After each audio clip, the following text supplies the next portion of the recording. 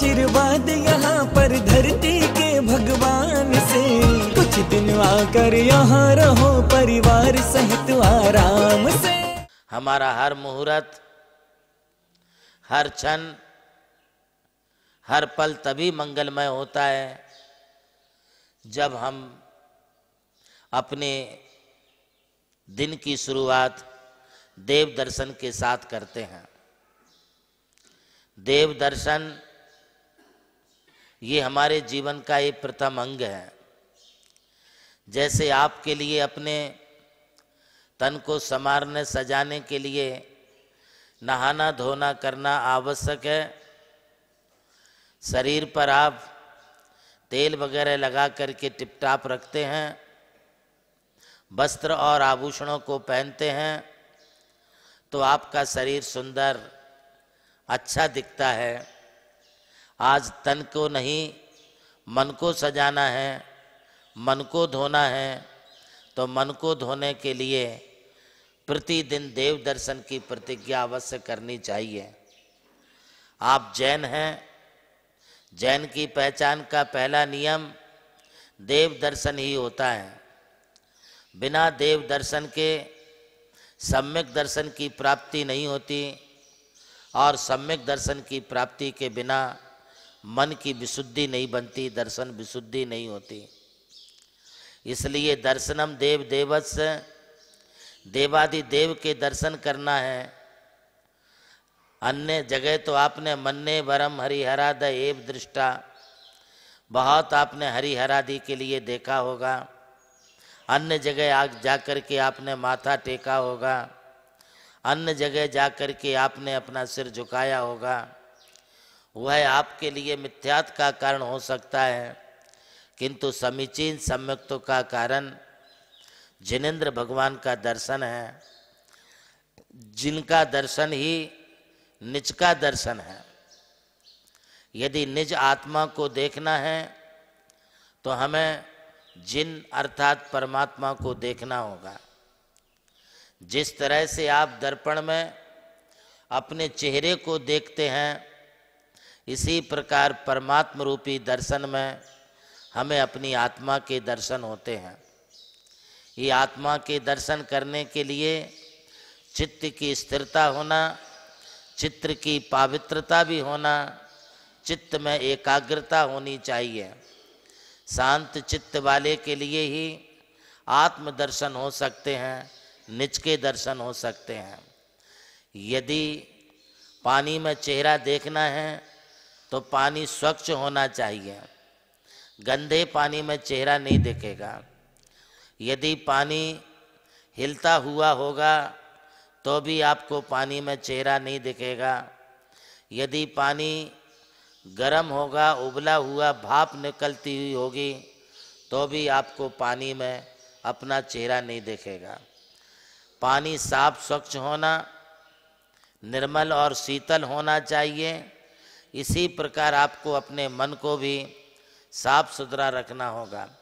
यदि मन में किसी प्रकार की कोई क्रोध मान माया लोभ की भावनाएं होंगी तो तुम्हारे लिए अपने आत्मदर्शन नहीं होंगे।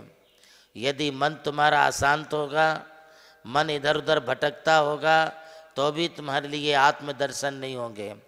यदि मन तुम्हारा क्रोध से, मान से, माया से, लोभ से, लालच से, मोह मत्सर्य से भरा हुआ होगा, तो भी तुम्हारे लिए आत्मदर्शन नहीं होंगे। मन को हर स्थिति में शांत बनाए रखना बहुत जरूरी है। पानी को गंदा करने के अनेक उपाय हैं। पानी अपने आप भी हिल सकता है, तरंगें आ सकती हैं। पानी उबल भी सकता है, किंतु आप अपने मन को कभी अशांत ना होने दें, गंदा ना होने दें, और मन में कभी क्रोध आदि की भावनाओं को भी पैदा ना होने दें। मंदिर और मन मंदिर ये दोनों एक सरीके होते हैं। जैसे मंदिर में परमात्मा विराजमान होते हैं, मंदिर में परमात्मा को विराजमान करने के पहले मंदिर की शुद्धिकरण होती है, वेदी शुद्धि होती है, मंदिर की प्रतिष्ठा होती है, तब जाकर के मंदिर की वेदी पर परमात्मा विराजमान होते हैं। आपका मन भी एक मंदिर ही है। तनुजिन मंदिर मन सिंहासन, त्यावर चिन्मय तुंग, यजत चिरामय चिन्मय तुंग। कहते हैं कि ये शरीर ही एक देवालय है। इस शरीर रूपी देवालय में आपका मन आपकी वेदी है। आपको अपने शरीर रूपी देवालय में मन रूपी सिंहासन पर अपनी आत्मा को परमात्मा बना करके विराजमान करना है।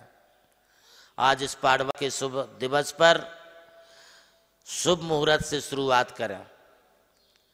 यदि आप सच्चे जैनी हों और जैन होने के साथ सच्चे इंसान बनना चाहते हो, तो आपको ये संकल्प लेना होगा कि हम अब इस मुहूर्त पर जिन दर्शन पूर्वक ही अपने कार्य की शुरुआत करेंगे।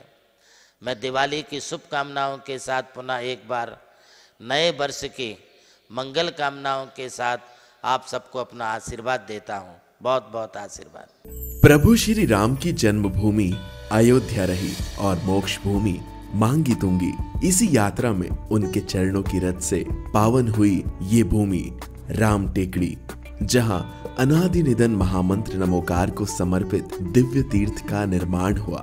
नमोकार तीर्थ जो स्थित है नासिक जिले की चांदवड़ तहसील के ग्राम मालसाने में, परम पूज्य गणाधिपति गणधराचार्य श्री कुंतु सागर जी महाराज के उत्तराधिकारी शिष्य परम पूज्य सारस्वताचार्य देवनंदी जी महाराज ने कई तीर्थों के जीर्णोद्धार के पश्चात एक ऐसे तीर्थ की परिकल्पना की कि जहां के दर्शन मात्र से ही जैन धर्म का ज्ञान हो सके, जिसके विशाल प्रांगण में प्रवेश करते ही दर्शन होते हैं विश्व के सबसे ऊंचे समोशरण के 108 फीट ऊंचा यह समोशरण बोलता हुआ समोशरण होगा, जो आधुनिक टेक्नोलॉजी पर आधारित होगा। इसकी परिक्रमा आप मिनी ट्रेन और नौका विहार के माध्यम से भी कर सकेंगे। समोशरण में भूतल पर कलिकुंड पार्श्वनाथ भगवान और पद्मावती माता के 24 स्वरूप विराजमान है। प्रथम तल पर चंद्र प्रभु भगवान की 32 फीट ऊंची अति मनोहर पद्मासन प्रतिमा विराजमान है।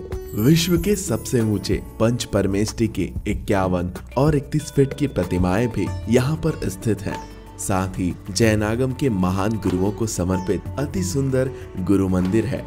ध्यान कक्ष, ग्रंथालय, संत भवन, 22,000 स्क्वायर फीट का विशाल पिलरलेस हॉल और 200 से अधिक कमरों की धर्मशाला, भोजनशाला, समाज जन हेतु कम खर्च में मांगलिक आयोजन के लिए मंगल कार्यालय और आगामी योजना में है जैन नॉलेज सिटी।